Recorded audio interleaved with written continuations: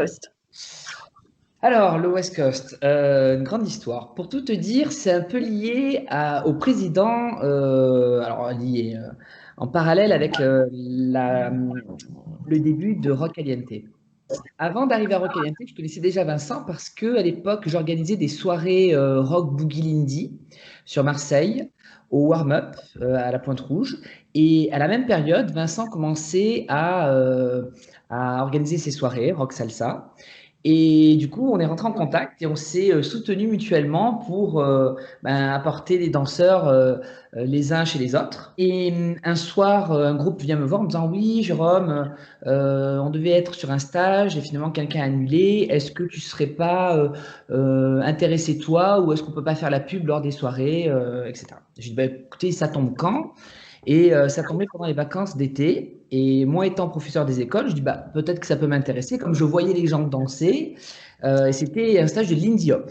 Je me suis du coup inscrit avec ce groupe pour ce stage. Et on arrive le lundi. Et le lundi soir, lors de la soirée, donc moi je m'attendais à des musiques très swing, très vieilles, on appelle ça des crispy songs, qui font crrr comme les vieux vinyles, tu sais. Et là, en pleine soirée, voilà que un tube des Black Eyed Peas Effectivement, se peut passe. paraître choquant. Qui se passe, je comprends pas pourquoi. Voilà. Et je vois les danseurs aller sur la piste et commencer à danser. Et je me dis, mais qu'est-ce qui se passe? Qu'est-ce que c'est? Je comprends pas. Je peux vraiment parler d'un coup de foudre. C'est comme si quelqu'un voyait quelqu'un dans la rue et en disant, bah voilà, c'est cette personne. J'ai compris que c'était la danse qui me correspondait le plus. Donc je me suis renseigné, on m'a dit que c'était du West Coast Swing. Et il s'avère que donc le week-end avant mon arrivée, le samedi dimanche, l'organisatrice avait fait venir les champions du monde de l'époque, Jordan Frisbee et Tatiana Mollman, qui avaient organisé un petit stage. Et à l'époque, il doit y avoir une petite trentaine de personnes. C'était vraiment les débuts de cette danse. Et donc, tous les soirs de la semaine qui ont suivi, j'ai pu voir les personnes danser. Moi, je m'y essayais un petit peu.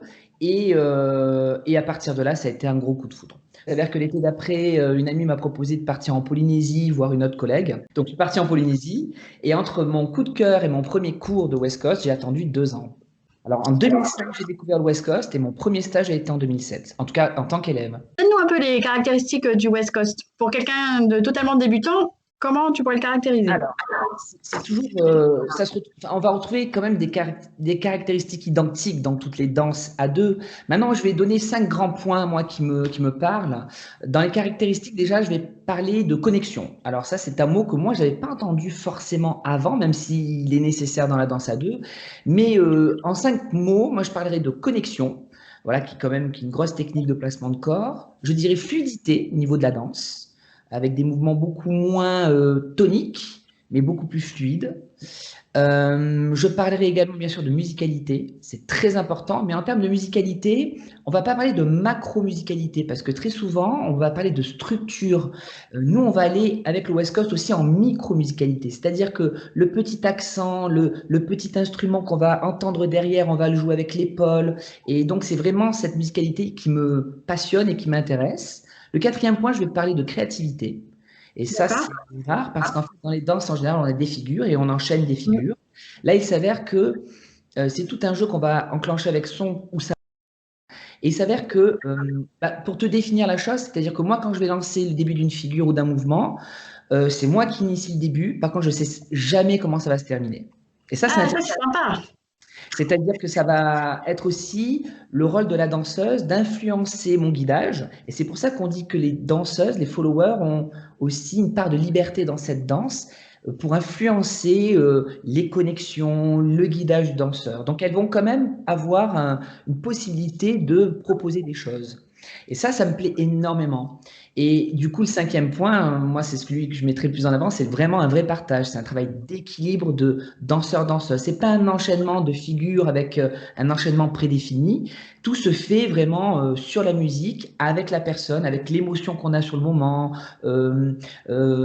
l'envie. Et ça, c'est vraiment très, très particulier. Je ne le connaissais pas dans les autres danses. Ou du moins, je pense qu'on peut l'avoir dans les autres danses, mais on m'avait éveillé à cela dans les autres danses avant. Moi qui ai fait beaucoup de danse aussi auparavant, la différence entre le West Coast et les autres danses va se jouer aussi sur les liaisons entre les mouvements. C'est-à-dire que dans les autres danses, ben, les liaisons se font de manière très franche entre les mouvements. Et en West Coast, quand tu as fini ton mouvement, tu vas travailler sur une élasticité pour repartir dans un autre mouvement. Donc les liaisons sont travaillées de manière différente. Voilà, c'est ce qu'on appelle le stretch, l'élasticité. Et c'est pour ça que je parlais aussi d'un caractéristique de fluidité dans les 5 caractéristiques que je t'avais données. Ah, du coup, ça va être un peu compliqué parce que dans les autres danses, tu as un cadre que tu dois garder qui peut être un petit peu rigide. Là, comme tu disais, c'est élastique. Donc, même si tu as ce travail de rebond, ça va être un peu plus compliqué, non, à faire comprendre ton guidage à la partenaire par rapport à d'autres danses. Alors, oui et non, parce qu'en fait, on est formés tous les deux à la même technique. Donc, forcément, elle est capable de comprendre ce qui va se passer. Le quadrillé, la seule chose, c'est que si je te montre, regarde, hop, je baisse un petit peu. Là, le cadre va y être. Et en fait, il y a juste un tout petit travail qui va se faire à ce niveau-là, qu'on appelle le resisted release. C'est-à-dire que je vais relâcher un petit peu mon bras en retenant ma danseuse. Donc, elle sent quand même qu'il y a quelque chose qui va se créer dans la main. Mais il y a un tout petit travail qui va se faire à ce niveau-là, au lieu que ce soit figé. Alors, pareil, on m'a dit que c'était une danse très compliquée. Qu'est-ce que tu en penses, toi? Alors, je vais répondre que je pense que toutes les danses le sont, mais ça dépend l'objectif que tu veux avoir dans telle ou telle danse. C'est-à-dire que quand tu veux apprendre une danse, au bout d'un an, tu sais danser. Voilà, tu connais des mouvements.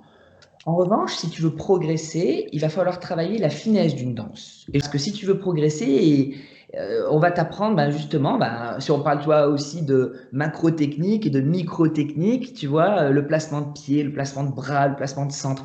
C'est pénible, les gens n'ont pas envie de penser à l'épaule ou petit doigt que tu vas mettre comme ceci.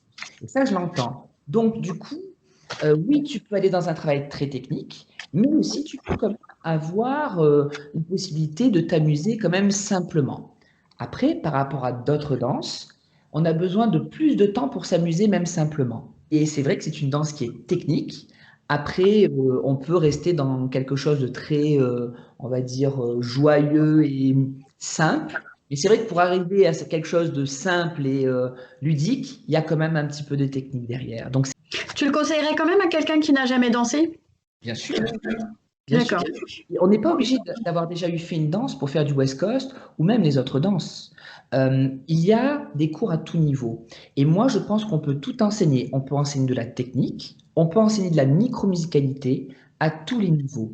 Mais après, il faut utiliser des jeux adaptés au niveau et un lexique adapté. Oui. Et c'est juste ça. Mais je pense qu'on peut vraiment tout travailler à tous les niveaux et de manière très ludique. Donc moi, avec l'expérience que j'ai aujourd'hui, je suis capable de le faire. Maintenant, quelqu'un qui ne sait pas vraiment comment l'expliquer en disant je comprends, mais c'est dur, il faut beaucoup de temps. Moi, j'ai vraiment beaucoup travaillé ma pédagogie et mis en place vraiment des progressions et je me suis fait beaucoup former. Je continue à me former d'abord parce que je suis passionné, mais il faut beaucoup de temps. Alors Tu que prépares, tu prépares tes cours longtemps à l'avance, en fait? alors, moi, pour tout te dire, quand j'ai commencé, j'écrivais tout. C'est-à-dire, j'écris tout le temps mes cours. C'est-à-dire que mes cours sont écrits avec le timing. Parfois, les phrases que je vais dire, ça c'était à l'époque. Parfois, les blagues, voilà, Ah, tu prépares tout, hein? parce que comme je dis très souvent, tu vois, pour faire un bon cours, et là vraiment, je donne une clé, hein, moi, c'est un peu mon constat, c'est un peu la règle des hicks. Alors, la règle des hicks, moi, je dis toujours, un bon cours, c'est un petit peu de technique, parce que les gens viennent apprendre forcément quelque chose. Moi, je dis qu'il y a aussi de la pratique, parce qu'il faut Ça. pratiquer derrière dans le cours. Et il y a bien sûr dans la pratique la rythmique de ton cours, c'est-à-dire jouer justement entre le côté théorique et le côté pratique. Et pour terminer, il y a le côté ludique. Et si les gens ont eu de la technique, de la pratique et en plus ils ont passé un bon moment et rigolé, bah c'est ce que je dis, c'est la bonne recette. Alors il faut savoir doser de manière, on va dire, correcte, mais c'est la des hicks. C'est ce que je dis en général quand on me demande. Et le ludique, pour moi, il est très, très important. Donc, au début, je marquais des petites blagues. Sauf que maintenant, avec l'expérience, ben, je sais rebondir ou quand un élève va dire quelque chose. Et puis, des fois, je surjoue quand il y a un mot qui est interprété à double sens. Et du coup, j'arrive maintenant, en fonction des humeurs et des dires des élèves, à rebondir. Tu penses que ton métier de maître des écoles t'a aidé pour ta pédagogie? forcément. C'est pas la même approche, oui. Forcément, ça m'a énormément aidé. Et la construction d'un cours, la gestion d'un groupe, la rythmique dont tu parlais, savoir s'adapter à un groupe, bah, le ressentir. Parce que tous les jours, j'ai peut-être la même classe, mais ils n'ont pas la même énergie. Ils ont, voilà, ça peut être après les vacances, on est plus fatigué. Et moi, ça me permet de m'adapter. Et moi, ça me passionne. Donc, oui, forcément, ça m'a aidé. Et ça m'aide encore aujourd'hui. Et c'est très facile pour moi. Et c'est un vase communicant, c'est-à-dire que ça m'aide aussi avec. Ouais. Les petits et grands enfants, c'est bien. Ouais, mais j'aime beaucoup ça. T'es passé d'élève, après t'as enchaîné sur les compétitions, tu t'es plutôt intéressé à être prof. Enfin, dans quel ordre ça s'est enchaîné? Pour répondre à ta question, on va parler de deux choses indépendamment. C'est-à-dire, Oui. on va parler de comment je suis arrivé à être professeur de danse, et ensuite, on va parler des compétitions. Alors, moi, j'ai jamais voulu être professeur de danse. D'accord. Ah oui. Voilà, pour tout te dire, j'ai jamais voulu être professeur de danse, ça n'a jamais été ma volonté, ou quand j'étais enfant. Bon. Alors moi, quand j'étais jeune, il y avait une émission à la télé qui a peut-être passionné beaucoup de gens, qui s'appelait Fame. C'était une série télévisée. Et j'étais passionné de ces artistes qui dansaient et qui faisaient de la musique. Moi, j'ai eu fait du violon, donc j'en ai fait pendant 15 ans. J'étais très amoureux de la violoncelliste de la série Fame. Je vois bien qui c'est. Et Daryl je crois, qu'elle s'appelle d'ailleurs. Ah, c'est possible, oui. Voilà. Et donc, moi, j'ai fait du violon et je m'amusais à danser dans mon salon, comme ça. Mes parents ont eu l'intelligence et la gentillesse de me dire, écoute, Jérôme, tu veux pas qu'on t'inscrive dans un cours? Je dis, ah non, quand même pas. Puis, j'avais pas envie. Et en CM2, on avait deux cours de sport différents. Les filles faisaient de la danse, les garçons faisaient du handball. Et moi, j'avais un appareil dentaire à cette époque. C'est un appareil, tu sais, mais qui sortait comme ça, tu vois. Ah oui, avec le petit coussin, tu vois, je vois bien. Le prof de hand avait peur que je reçoive le ballon. Alors, je me dis, non, Jérôme, vaut mieux que tu restes sur le côté. Et les garçons, à la fin du cours, allaient rejoindre les filles parce qu'on montait un spectacle avec les filles. Alors, moi, comme je m'ennuyais, je préférais aller regarder les filles danser, tu imagines. Du coup, comme je m'ennuyais, je m'en suis pas rendu compte, mais j'apprenais, je refaisais par imitation ce qu'elle faisait. Jusqu'à ce que la prof me repère et me dise, mais tu connais la Corée? Je dis, je sais pas. Et là, elle m'a dit, mais si, là, tu connais la Corée, Jérôme. Et je dis, ok. Et elle me dit, il faut que tu fasses de la danse. Et voilà comment ça a commencé. Génial. Et l'année d'après, du coup, je rentrais en sixième et elle m'a demandé de faire de la danse. Je me suis inscrit au cours, mais il s'avère que c'était en même temps que mes cours de violon.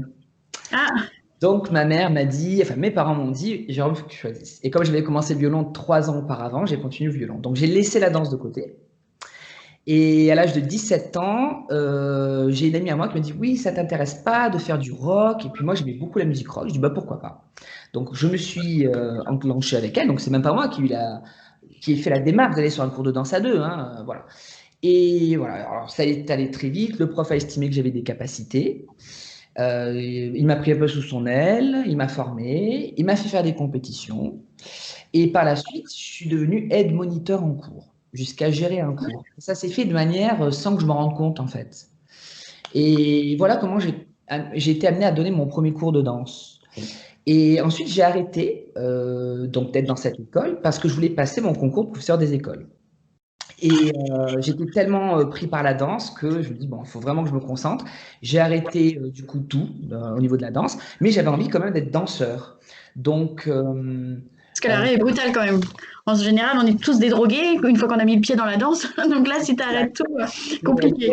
j'ai besoin quand même de pratiquer. Donc, je suis allé m'inscrire sur un cours de hip-hop et de claquettes. Voilà.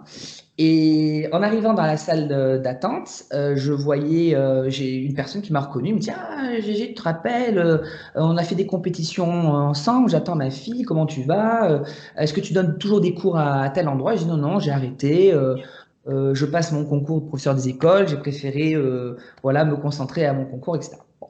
Je sors du cours de claquettes et la directrice me dit, écoutez, j'ai entendu votre discussion, ça fait depuis 5 mois que je cherche un prof de rock, est-ce que vous n'êtes pas intéressé? Ouais, c'est génial. À chaque fois, tu as un concours de circonstances qui est extraordinaire. Alors ça, c'est toute ma vie. La danse m'a Ah, rattrapé c'est à chaque génial. fois. Et je me suis dit, j'ai pas de moyens, parce que j'étais chez mes parents, je passais mon concours, j'avais pas d'argent. Je dis, écoutez, si vous voulez, je vous donne les cours de rock et je peux prendre les cours de hip-hop et de claquettes. Et donc là, j'ai dit, ok, voilà que je donne mon premier cours. Après, j'ai sorti de ce cours et j'ai dit, waouh, Je ne m'étais pas rendu compte que j'aimais ça parce que ça s'est fait de manière progressive dans ce parcours où voilà, on te prend en main, etc. Et puis, tu deviens aide moniteur, etc. Surtout que ce n'était pas ma demande, c'était juste j'ai aidé, et puis ça s'est fait naturellement. Et comme tu as un peu d'expérience, ben, les gens ont un regard sur toi, bon, ben, il est expérimenté, donc s'il te dit quelque chose, ça peut t'aider. Et quand je suis sorti de cette première heure de cours de rock, j'ai fait, j'adore ça. Et je savais que ça ne me quitterait plus jusqu'à la fin de ma vie, quoi. Et par rapport au West Coast, il m'a fallu du temps avant de donner des cours. La première année, je ne voulais pas donner des cours de West Coast. Et c'est par la suite, je me dis, ça, c'est une danse d'avenir. Il se passe quelque chose, c'est quelque chose, j'ai envie que les gens connaissent cette danse. Donc, j'ai voulu commencer à donner des cours, j'en ai donné, mais je me suis formé avant. Et quand je me suis senti prêt, là, j'ai commencé à donner des cours. Et petit à petit, on a parlé de moi. Et je pense aussi parce que mes cours plaisaient parce et du fait, c'est un vase communicant de mon métier. Et par rapport à d'autres, j'arrivais à synthétiser ou à créer une progression dans un cours d'une heure qui plaisait aux gens. Donc, on a beaucoup parlé de moi. On a commencé à me demander sur des événements en France. J'ai accepté parce que l'un dans l'autre, ça me permettait d'avoir des fonds pour me former, voyager. Putain, Et c'est un vase ça communicant. a un coût tout ça, hein. Voilà. Et c'est comme ça que je suis devenu semi-professionnel. Et l'un dans l'autre, j'y prends beaucoup de plaisir. Concernant la compétition, euh, dans la première école justement de rock où j'étais, mon professeur m'a fait faire des compétitions, il m'a formé, et puis bon, j'ai fini par gagner certaines compétitions, à finir champion sur une année sur ce que le petit, on va dire, la petite réunion d'école qui se faisait à l'époque. Et puis après, sur les événements en France, en West Coast, il y avait des compétitions qu'on appelle le Jack and Jill, peut-être que tu connais. Et ce Jack and Jill, en fait, à l'époque, permettait d'avoir des passes pour les autres événements.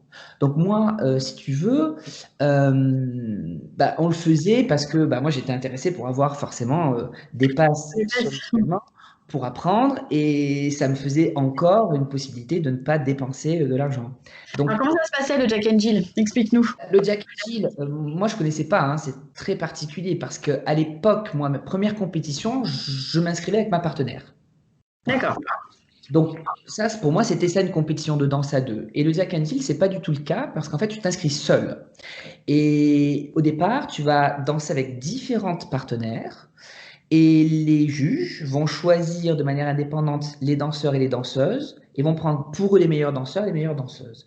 Et après, hop, on est réunis en finale. Et en finale, on tire au sort la partenaire avec laquelle on va danser. Et par contre, là, on reste toutes les danses avec la même partenaire. Et il y a un classement de celui qui aura fait la meilleure danse sur ce moment-là. Voilà. C'est très aléatoire parce que ça dépend des musiques, ça dépend de l'énergie qu'on va avoir avec la danseuse. Et puis, on peut prendre peut-être les mêmes duos sur une finale. Et finalement, ça peut, d'une semaine sur l'autre, changer parce que c'est celui qui aura fait la meilleure danse du moment, quoi. Et à ton premier Jack and Jill, pas d'appréhension, parce que entre le fait que la danse elle soit plutôt nouvelle par rapport à toi, enfin pour toi par rapport au rock, et ce type de compétition qui t'était pas forcément connu. C'était très ludique à l'époque. C'est pas ce qui se passe aujourd'hui. Alors, je dis pas que c'est pas ludique, mais aujourd'hui, tu sais, c'est un système de points. C'est très, on va dire, conventionnel. À l'époque, il n'y avait pas de points. C'était, allez, on fait un petit Jack and Jill, mettez-vous deux par deux, choisissez, on se met deux dossards, c'était avec des papiers. Et en fait, on dansait, et c'était celui qui a fait les meilleures danses, bravo à lui, et hop, on lui offre un pass. Et c'était très simple, en fait. En revanche, la première fois, ou le tout premier, enfin la première année, j'avais pas osé parce que j'étais pas à l'aise avec cet exercice-là et je m'en suis mordu les doigts. Parce que après, quand je les ai vus sur la piste, tu sais, ça arrive beaucoup cette sensation de dire, Oui, oui. ah, c'est bête, mais Pourquoi je me suis pas inscrite? et je l'ai eu cette sensation. Mais j'étais impressionné, je ne savais pas. Et l'année d'après, c'est un ami qui m'a inscrit sans que je le sache. Ah oui, d'accord. Ouais. Et ça s'est fait comme ça. Donc ça, c'était mon vrai premier Jack and Jill. Ouais, c'était ça, je crois. Ouais. C'est toujours impressionnant, hein. Et puis maintenant, pour moi, je le prends comme un jeu. C'est devenu une habitude et il y a une émotion. Alors l'émotion, quelle qu'elle soit, ça peut être de l'euphorie, de la crainte, de la peur, de l'excitation, mais émotion, il y a dessus. Voilà. Donc après, à toi de transformer cette émotion en quelque chose qui va te pousser et ça se travaille avec les années et l'expérience.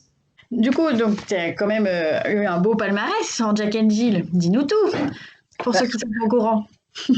Palmarès, j'ai eu beaucoup de chance parce qu'il y a plusieurs catégories. Dans chaque catégorie, j'ai pu avoir des first place ou finir champion. Après, moi, je fais partie d'une première génération où c'était les débuts. Et je pense que je suis très chanceux, Sandra, parce que j'étais là au bon moment. Et ça, j'en ai conscience. Du Par coup, rapport à quoi, en fait? pardon? Par rapport à quoi? Parce que aujourd'hui, quelqu'un qui voudrait se lancer en compétition, quelqu'un qui voudrait devenir professionnel en West Coast, quelqu'un qui voudrait devenir enseignant en West Coast, pour faire sa place, bah, c'est pas évident. Et même commencer la compétition aujourd'hui, si moi j'avais commencé en 2020 le West Coast, je peux te dire que ça fout la trouille parce que il y a énormément de monde. À l'époque, on n'était pas nombreux. Oui, Euh, c'est vrai. Maintenant, il y a des dossards, il y a des jugements, il y a des points. Alors bon, après, on peut le prendre avec beaucoup de recul, mais c'est absolument pas du tout ce que j'ai connu moi quand j'ai commencé. Ça n'a absolument rien à voir. Donc, j'ai eu de la chance de commencer comme ça, et puis après, j'ai entamé les compétitions à points et autres, mais ça s'est fait de manière naturelle aussi. Aujourd'hui, je serais très impressionné de commencer. Et je ne sais pas comment je l'aurais vécu. Là, ça s'est fait de manière très simple. Donc, j'ai un parcours, comme je dis, je suis chanceux d'avoir connu ces Oui, petits oui. Jacketti ludiques, joyeux, on gagnait des passes, on était trop heureux et on n'était pas nombreux. Contrairement à aujourd'hui, des compétitions qui peuvent être énormes avec 130 compétiteurs sur une compétition au début. C'est énorme. Tu parlais de différentes catégories. Tu peux nous dire lesquelles c'est? Ben, en fait, en Jack and Jill, ce qui est très intéressant, c'est que ça peut aller de un danseur complètement qui a commencé il y a 3 semaines. C'est la catégorie newcomer. Et ça, je trouve ça formidable.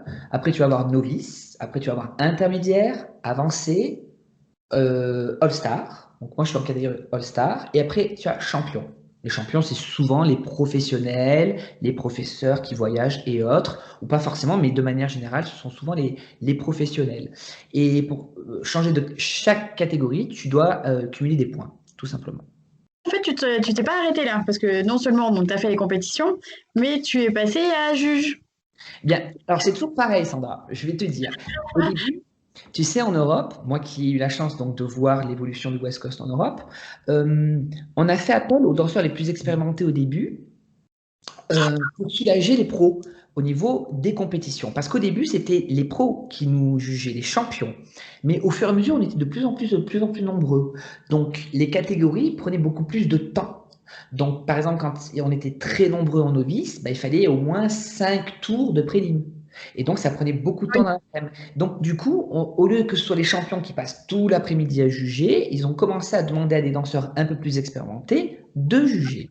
Et c'est comme ça que ça s'est fait au début. Je vais te raconter ma première expérience de juge qui a été compliquée. J'étais à Londres et l'organisateur qui m'aimait bien m'a dit, écoute Jérôme, est-ce que tu peux nous aider, nous juger? Je lui ai dit, il n'y a pas de problème. Et moi j'ai accepté parce que avant, quand j'étais compétiteur de rock bebop, j'avais eu une formation de juge. Donc je me sentais capable d'avoir un regard et j'avais quand même quelques expériences en tant que juge. J'arrive à cette compétition et on me dit, bah voilà, on me donne la feuille, il y avait 20 donc dossards, c'était les danseurs que je devais juger, et il y avait devant 20 danseurs, on me dit, bah, il faut en prendre 17. Je dis, bah, super, je vais enlever les 3 les moins près à mon sens. Donc j'enlève les 3 et je ne marque rien sur, sur les autres. Et Oui. j'arrive et on me dit, ah mais il y a un deuxième tour, on s'est trompé. Ah, oh, bon, ok. Et là, j'ai dit, c'est pas possible. L'angoisse. Et je me dis, mais j'ai rien noté sur la première feuille. Donc, il devait y avoir à peu près 40 danseurs. Et je devais en sélectionner, donc en effet, la moitié, tu vois, 17. Et là, je me suis dit, ah. Alors, bien sûr, c'est pas de ma faute à la base. Non, non, bien sûr. Ça n'empêche que ça a été très, très bon parce que du coup, je me dis, OK, je ne veux plus faire ça. Ça a été ma première expérience en tant que juge West Coast, hein. Et je me dis, si je veux le faire, je veux être jugé. Je veux comprendre. Parce que là, moi, j'ai pas compris pourquoi on est venu après, etc. Et par la suite, avant de réaccepter un jugement, j'ai cherché une formation. Et donc, j'ai suivi 3 formations de juge, dont une avec un examen où tu es seul avec ta feuille, etc. Et ça, c'était à Stockholm avec un grand danseur qui s'appelle Mario Robao. Sa formation a été extraordinaire pour moi. Extraordinaire. avec vidéo, avec des critères, les critères sont tellement nombreux que en fait, l'idée c'est que toi tu te fasses tes critères, mais que tu sois capable de justifier tes choix. Voilà. Mais le truc c'est ça, c'est qu'on te donne ça, mais après à l'intérieur, tu mets toi ce que tu veux. D'accord. Alors, j'ai résumé de manière très très courte, hein, parce que moi je t'en donnerai 6 avec Mario Bao, mais on te dit toujours c'est la règle des 3 T. Le timing, le teamwork, c'est le travail que tu vas faire avec ton danseur, ta danseuse, et la technique. Voilà. Donc après, moi quand on me dit technique, je dis très bien, mais qu'est-ce qu'il y a derrière la technique? Et là, c'est là que ça se pose un problème. C'est là qu'il y a des différences. Ou timing, bah ok, pour toi, qu'est-ce que c'est que le timing? Danser un timing, derrière, qu'est-ce qu'il y a? Musicalité, micro, est-ce que moi je suis plus attiré par la micro-musicalité, macro-musicalité, structure, pas structure? Et c'est très aléatoire et très différent suivant les juges. Du coup, ça doit être un peu compliqué parce que j'imagine que comme dans toutes les compétitions, les compétiteurs peuvent venir te voir pour demander une justification de ton jugement. Ils ont même le droit de demander le papier d'un juge. Ils ne le savent pas tous, mais ils ont le droit. Voilà. D'accord. Et après, c'est le chef juge qui décide ou non de proposer le papier ou de. Voilà. Mais normalement, ils ont le droit de le demander. Donc, moi, sur mon papier, il y a des notes et il y a des annotations. Donc, ils ont le droit de voir. Moi, je me rends toujours disponible parce que justement, je veux que les gens. C'est pas évident de faire la compétition aujourd'hui. Et moi, je me rends, quand je peux, disponible quand il y a l'affichage, à la fin des événements. Et c'est vrai que c'est pas évident parce qu'il y a des danseurs qui comprennent pas pourquoi parfois ils ont un oui et deux non. Et ils disent mais pourquoi lui me dit oui, lui non. Alors, c'est très aléatoire, c'est en fonction de quand est-ce qu'on t'a regardé. C'est pas simple. Les gens pensent toujours qu'on va les écarter, alors qu'en fait on choisit. Par exemple, tu vois, si j'ai 20 danseurs, on me dit bah, tu dois en prendre 10. Donc moi je vais prendre les 10 meilleurs. Ça ne veut pas dire que tu as mal dansé, mais quand tu vois un nom sur l'affiche, tu dis ah mince, j'ai mal dansé. Et moi, je suis là pour leur dire non, j'ai vu les progrès. Je me rappelle de toi il y a 3 mois quand je t'ai vu. Tu as fait des progrès, mais ton nom, il ne te le donne pas ce progrès. C'est non parce que, encore, ben, dans les 10 meilleurs, ben, tu ne faisais pas partie des 10 meilleurs sur ce moment-là. Mais tu as progressé et ta danse était bonne. Et ça, il faut qu'ils l'entendent. Et c'est pour ça que je me donne j'essaye d'être présent pour leur expliquer aussi, parce qu'ils ne comprennent pas. Ils se disent, ah ben mince, j'ai eu un nom, ma danse n'était pas bonne, j'ai mal dansé. Je dis, non, tu as bien dansé. Mais il y avait 10 meilleurs. Comment est-ce que tu arrives à ne pas être subjectif, à pas donner plus de points, par exemple, pour un style que tu vas préférer? Alors, je vais être honnête avec toi, je pense qu'en West Coast, d'autant plus, ça va être très très compliqué justement de ne pas être subjectif. Ça ne veut pas dire qu'on a tous nos affinités. Moi, très clairement, les gens ils savent. Moi, je l'annonce. Moi, j'adore la musicalité. Voilà. D'accord. Moi, si tu vas danser, je vais privilégier de la musicalité à de la technique. En revanche, il y a des juges qui, eux, veulent voir de la technique et la musicalité va être un petit peu moins. Donc, en fait, c'est par rapport à tes critères. Donc, moi, mon critère numéro un, c'est de la musicalité. J'adore ça. J'adore voir quelqu'un interpréter, j'adore voir quelqu'un qui est calé sur la musique. Moi, ça me parle, voilà, parce que ça me touche. Donc, bah, ça, c'est mon critère, mais je suis capable de le justifier. En fait, tu dois faire ta notation pendant la prestation. Tu n'auras pas le temps de noter tes remarques. Quand la musique s'arrête de la dernière danse, des 3 danses, donc en prélims, tu fais 3 danses avec 3 danseurs ou 3 danseuses différentes. Normalement, à la fin de la dernière musique, enfin, de la musique, qui est 1 minute 30, hein, c'est pas une musique de 3 minutes, hein, voilà, tu devrais avoir terminé ton jugement. Normalement. Voilà. Ce qui n'est pas obligé, mais ça veut dire que voilà. Après, moi, j'ai pas beaucoup d'expérience parce que il y a des pros qui jugent tous les week-ends. Donc, à force, tu as un regard très, très, tu vois, aguerri et ça fonctionne. Moi, voilà, il faut quand même qu'avant, je relise mes critères, que je me dise, OK, c'est ça que je veux voir. Et ça, parce que par exemple, quand je choisis un critère, que je vois que tout le monde est calé sur ce critère, ben, il faut que je remette un autre critère en avant. Ça m'est arrivé à Lyon. Je trouvais les danseurs étaient tous très très bons. Je dis, bon, ben là, il faut que je choisisse un autre critère. Et ça a été la prise de risque. Mon formateur aussi, comme je t'ai dit, Marion Barrault, nous a formés à, dès qu'il rentre, marquer un signe distinctif. D'accord.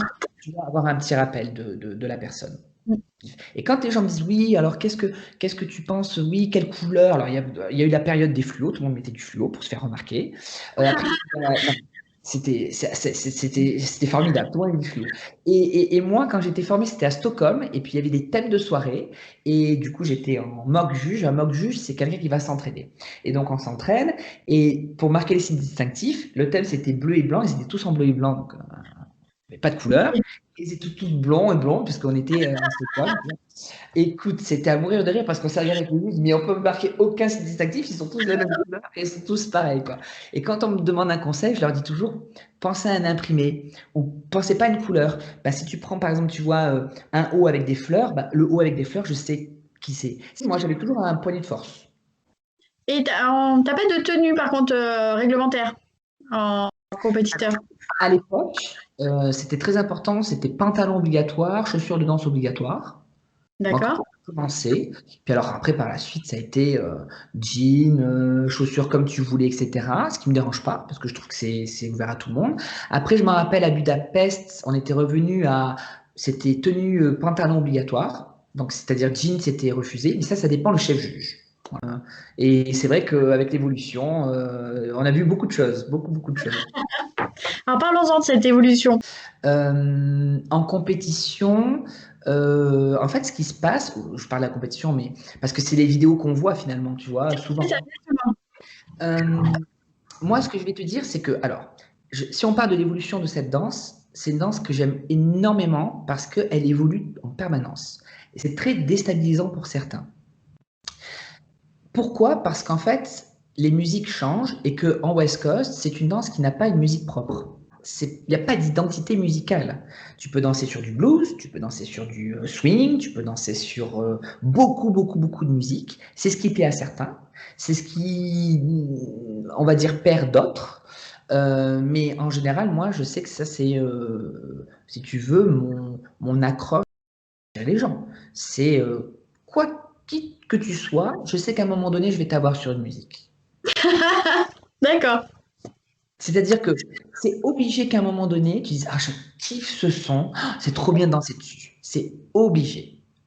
Donc c'est à moi à comprendre et à passer un panel de musique assez intéressant. Donc du coup, on ne danse pas de la même manière dans les années 70 qu'aujourd'hui, parce que dans les années 70, les musiques étaient plus péchues, funky, donc les guidages étaient plus toniques. Aujourd'hui, pourquoi on est arrivé vers cette fluidité? Parce que les musiques sont beaucoup plus chill. Et c'est ça qui est intéressant. L'évolution de la danse s'est fait avec l'évolution des musiques. Dans 30 ans, on dansera à l'West Coast de manière différente aussi. Parce que les musiques qu'il y aura dans 30 ans seront différentes. Et il y aura peut-être des énergies différentes qui feront qu'on aura envie d'avoir telle ou telle attitude, tel ou tel mouvement. Et ça, je trouve ça passionnant. Voilà. Donc oui, il y a une évolution par rapport aux musiques et par rapport aux techniques qui nous ont été apportées d'autres pays et d'autres danseurs. Parce qu'en fait, le West Coast, quand moi j'ai commencé, ça se dansait sur, allez, dans, je sais pas, moins de 10 pays, quoi. Aujourd'hui, on danse le West Coast dans plus de 80 pays, Sandra. Quand même. Magique, c'est que tu ailles danser à Singapour, Moscou, Rio, je te donne les villes où moi je suis allé danser, hein. Londres, Budapest, Milan, c'est exactement la même danse. Moi, en France, quand j'ai commencé le rock, alors c'était à Marseille aussi, c'était un rock bebop, quand je suis allé danser à Lyon, je ne dansais pas de la même manière. Ça m'a complètement perdu. Quand je vais danser au caveau de la Huchette, ça n'a rien à voir. C'est d'autres manières. C'est-à-dire, dans ton même pays, tu vas danser dans des endroits différents, bah, tu peux ne pas avoir des mêmes possibilités. Ça, c'est D'accord. une bonne expérience, hein. Mhm. En revanche, en West Coast, tu vas dans n'importe quel pays du monde, c'est les mêmes musiques, c'est la même chose. Et quand on parle des mêmes musiques, c'est les musiques des 6 derniers mois. C'est-à-dire que dans 2 semaines, peut-être que Justin Bieber va sortir un tube et pendant 5 mois, on va danser sur Justin Bieber. Et ça, c'est très stimulant à mon oreille. Parce qu'une soirée West Coast, pendant 4, 5 heures, t'as pas les mêmes sons. T'as pas la même rythmique. Et moi, ça me stimule. À un moment donné, tu vas danser sur du chill, à un moment donné, tu vas danser sur de l'électro. Et ça me stimule beaucoup moi, en tant que danseur. C'est pour ça que je te dis, c'est vraiment la danse qui me correspond, parce que ça correspond à ma personnalité. J'adore la musique rock. J'adore la salsa. Moi, j'ai eu ma période salsa où j'allais danser 3 soirs tu vois, dans la semaine. J'adore la salsa. Mais c'est juste que voilà, le West Coast me correspond plus par rapport à moi et parce que j'aime tellement la musique, je suis un amoureux de la musique que bah, je suis contenté parce qu'il y a tellement de choses que bah, c'est génial pour moi. Après, évolution il y a aussi parce que les autres pays sont arrivés. Quand les Brésiliens sont arrivés, ils nous ont apporté leur danse et leur technique de zouk brésilien. Oui. Les champions du monde se sont imprégnés, ils les ont mis dans leurs classiques, dans leurs compétitions, dans leur routine.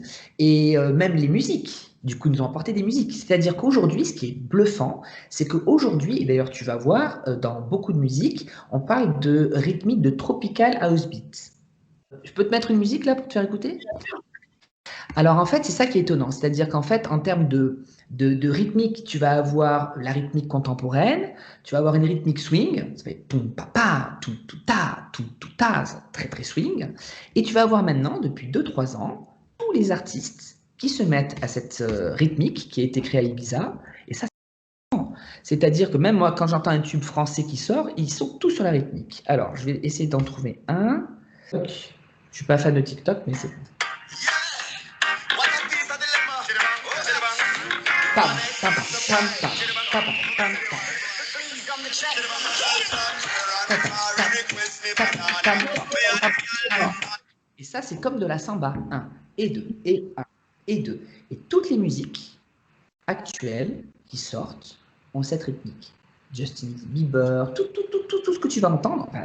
Et ça, c'est tout nouveau. Et donc, du coup, depuis 3 ans, on danse aussi sur ces rythmes-là. Est-ce que ça va influencer nos mouvements de corps, nos pas? Forcément.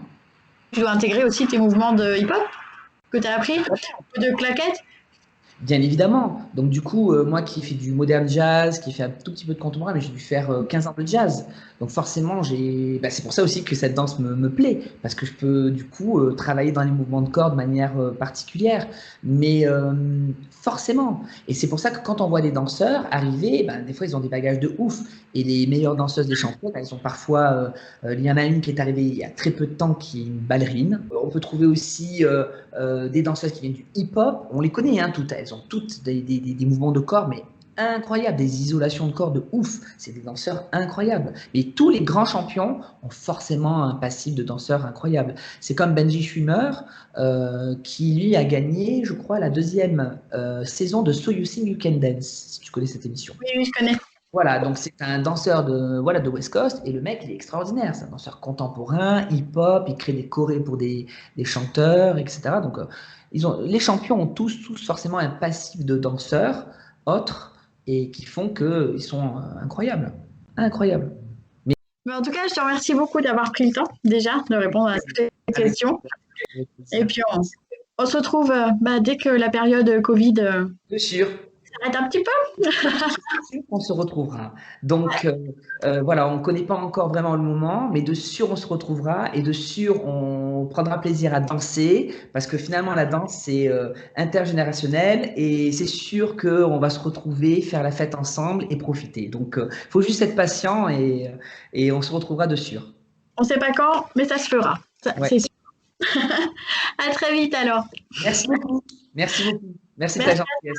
Au revoir. Bye bye.